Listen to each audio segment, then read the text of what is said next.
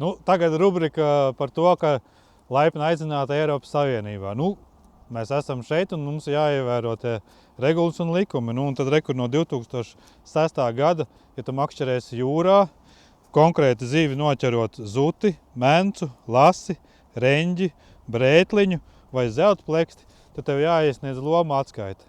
Nu, tas ir tātad no nākamā gada stājas spēkā. Nu, un kas ir jādara? Tev jāiet tur uz makšķerēšanas kārta LV, un tur ir rīks testa režīmā, kur tu jau tagad vari iesniegt šo te lomu. Un kas ir galvenais? Tiem, kas šos te rīku testē, iesniedz, tiem ir 5 dalībniekiem ir iespēja vinnēt karti un maiciņu, kur smuki krekliņi.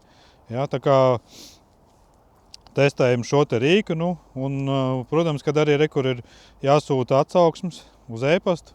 Ja kaut kādas jūs redzat kaut ko nepareizi vai kaut kādas ieteikumus. Nu. Tā kā tā tas ir. Nu, protams, arī atceramies, ka vienkārši makšķerēšanas karti taču arī ir vajadzīgi. Nu, tā kā tā.